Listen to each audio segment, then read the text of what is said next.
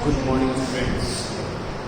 बेटा आज हम 11 कॉमर्स लेसन 9 के अंदर एक नई ट्रांजैक्शन को डिस्कस करेंगे।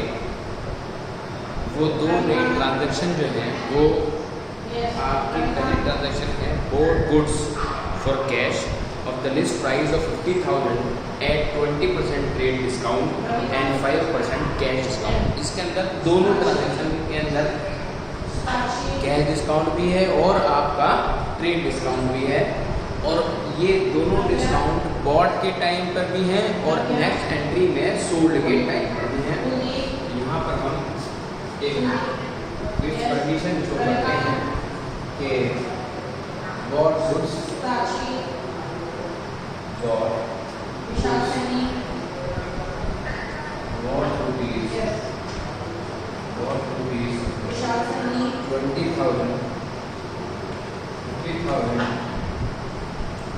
at the rate 20%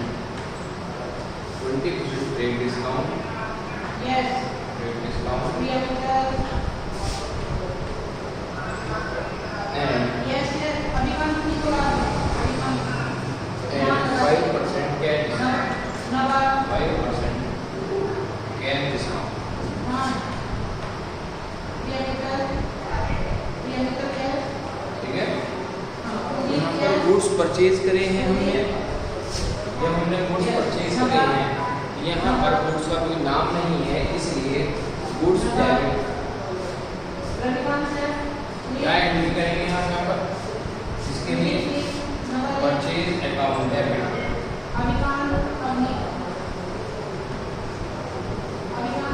अगर यहाँ पर गुड्स का नेम होता, जैसे फर्नीचर है, आपका कंप्यूटर है, आपका कोई बिल्डिंग है, कोई लैंड है, इस टाइप का अगर गुड का नाम होता तो वो नाम यहाँ आता। इसलिए हमने purchase account debit to cash account, ठीक है, टू डिस्काउंट रिसीव्ड।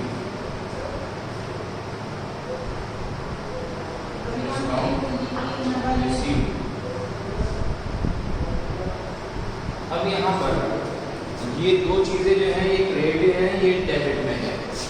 अब आप ही कहेंगे कि आपने यहाँ डिस्काउंट रिसीव्ड क्यों लिखा है? बेटे डिस्काउंट रिसीव्ड इसलिए लिखा है क्योंकि हमने यहाँ पर गुड्स बॉट किए हैं।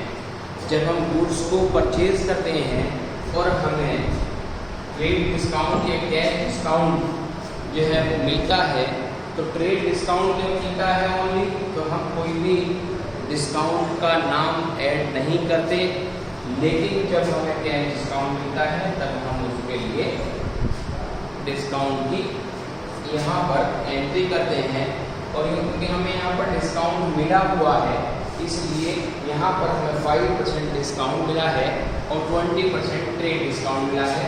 आप इसको देख लीजिएगा, यहाँ पर हमने 50,000 का बुक परचेज किया, ठीक है, माइनस करेंगे ट्रेड डिस्काउंट कितना है 20%।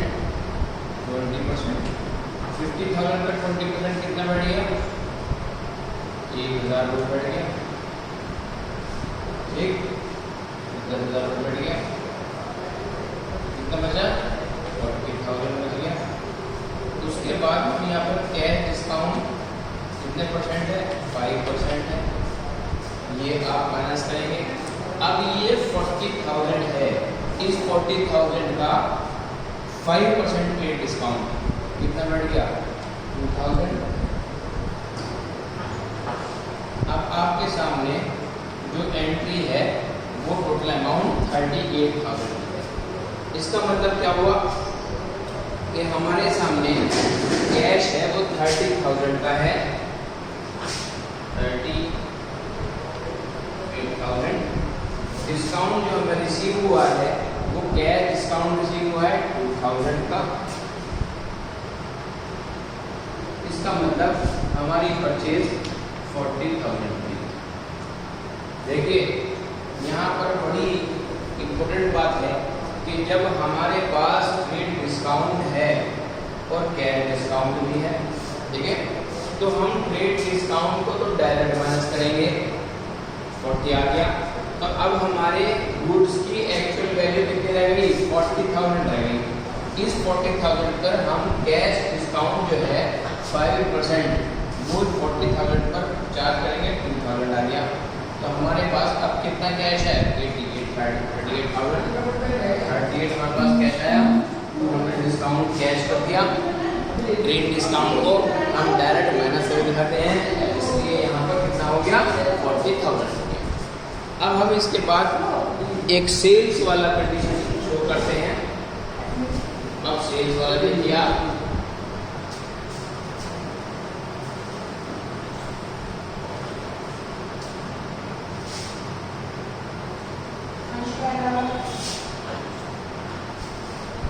यहाँ पर उन्होंने कहा है 6 एंट्री के अंदर क्या कहा है, sold goods for cash at the list price of 20,000। Sold goods for cash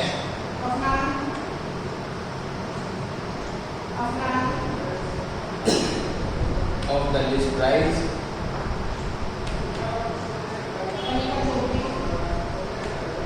20,000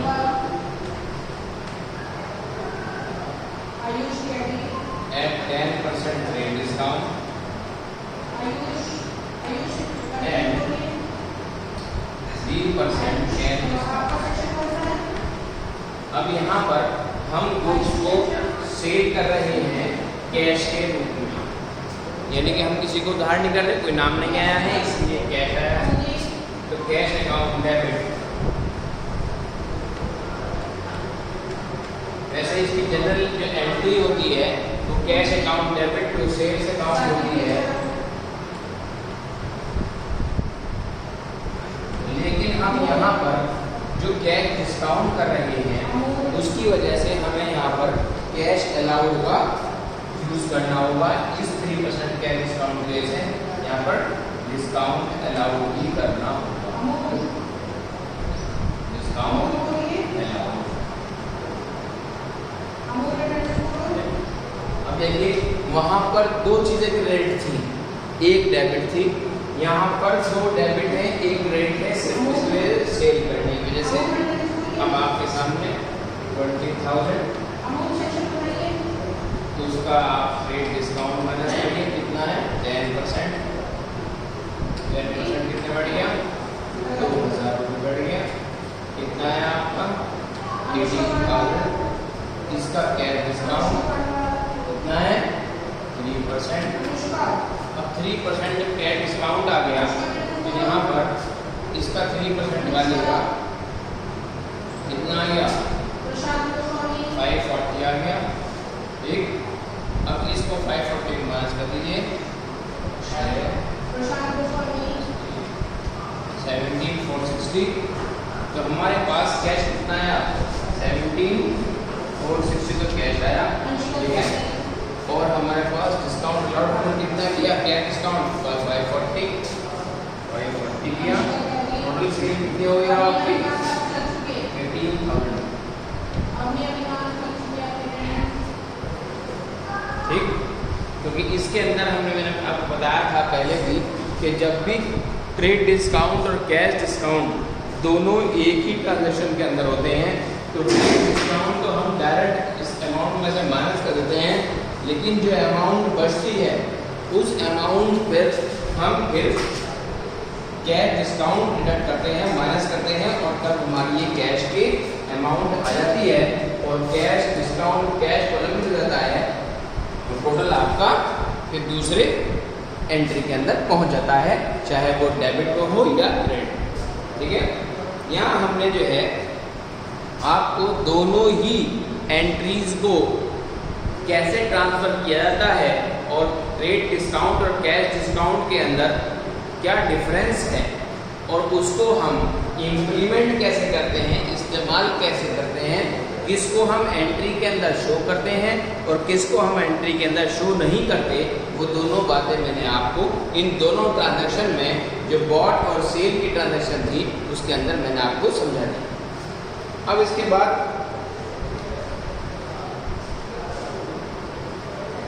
हमारे पास एक और नया जो डिस्कशन है वो हम अब करते हैं।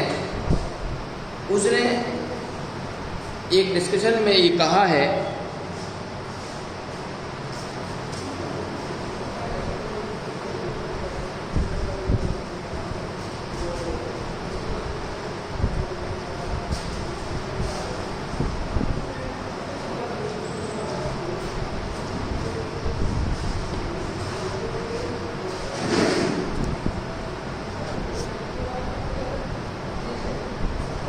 देखिए बेटा, अब हम एक ऐसी ट्रांजैक्शन को डिस्कस करेंगे जिसके अंदर बिल्कुल एक यूनिक मेथड दिया गया है। उसने कहा है कि sold goods to Nupur, sold goods to Nupur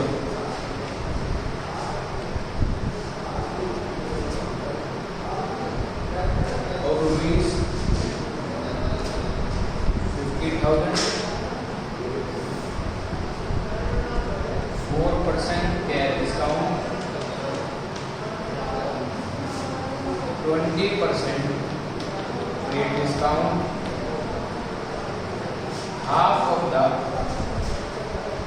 half of amount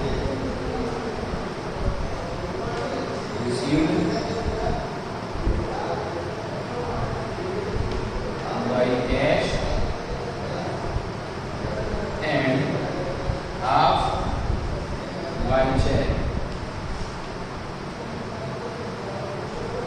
अब यहाँ पर जो कंडीशन है on the same day, अब बेटा यहाँ पर जो कंडीशन है वो ये है कि गुड्स बेचा गया नुपुर को, यानी कि अब जो कंडीशन आ गई वो क्या आ गई कि गुड्स जो है वो आपका उधार है, क्योंकि नाम आ गया है यहाँ पर, और वो गुड जो है वो 50,000 में बेचा गया, कैश डिस्काउंट 4% है, ट्रेड डिस्काउंट 20% है। लेकिन उसने यहाँ पे जो ये कंडीशन डिस्कस की है हमसे और हमें ये इंफॉर्मेशन दी है कि half of the amount received by cash and half of the amount received by cheque. अब हमें आधी अमाउंट तो कैश में रिसीव करनी है और आधी हमें चेक से रिसीव करनी है। तो हमारे पास अब हमने गुड्स सोल्ड किए हैं किसको, नुपुर को, ठीक है। तो यहाँ पर हमने जब इस कंडीशन की बात आ गई कि हमें ये रिसीव करने हैं, हमने सेल किया है नुपुर को, तो हमारे पास दो चीज़ें आती हैं। उसने हमें यहाँ पर कहा है कि कैश अकाउंट डेबिट, आधी तो कैश रिसीव करनी है, आधी चेक से करनी है। तो bank account debit, bank account debit. तो क्योंकि हमने सेल किया है तो इसलिए हमने सेल करने के टाइम पर क्या दिया होगा, डिस्काउंट अलाउड किया होगा, दिया होगा, रिसीव नहीं किया होंगे, discount allowed, discount allowed debit to. अब यहाँ पर जो नाम है वो नाम किसका है, सेल्स का नाम है। आप यहाँ कहते हैं कि नुपुर जो है वो उधार है, लेकिन यहाँ पर जो कंडीशन अराइज हो रही है, half of the amount to be received in cash and half of the amount received in cheque. तो इस कंडीशन में अब यहाँ पर ये कंडीशन उधार की खत्म हो गई जब हमें अमाउंट यहाँ पर रिसीव हो रही है। तो यहाँ पर लिखे टू सेल्स अकाउंट, और हमने आपको बताया था कि सेल्स हमेशा से ही क्रेडिट होती है और परचेज हमेशा डेबिट होती है। ये गोल्डन रूल आपको याद करना होगा। उसके साथ साथ परचेज का जस्ट अपोजिट करते हैं, तो परचेज रिटर्न हमेशा उधार हो या कैश में हो, वो दोनों ही कंडीशन में क्रेडिट होती है, और सेल रिटर्न जो है वो हमेशा हर कंडीशन में कैश हो या आपकी क्रेडिट हो, दोनों कंडीशन में डेबिट होती है। अब यहाँ पर हम ये अमाउंट जो है वो मेंशन करेंगे। उसने कहा है कि 50,000 हमने ये सेल किया था, ठीक है। इसमें कैश डिस्काउंट था, वो कितना था आपका 4% कैश डिस्काउंट और 20% ट्रेड डिस्काउंट, ठीक है। तो यहाँ पर हमारे पास जो है ट्रेड डिस्काउंट कितना है, 20% है। 20% 10,000 का कैश डिस्काउंट हो गया, 40,000 रह गए। 40,000 का यहाँ पर ट्रेड डिस्काउंट के बाद 4% आपका कैश डिस्काउंट हो गया, 1600। ठीक है, तो यहां पर अब कितना अमाउंट बचता है आपका,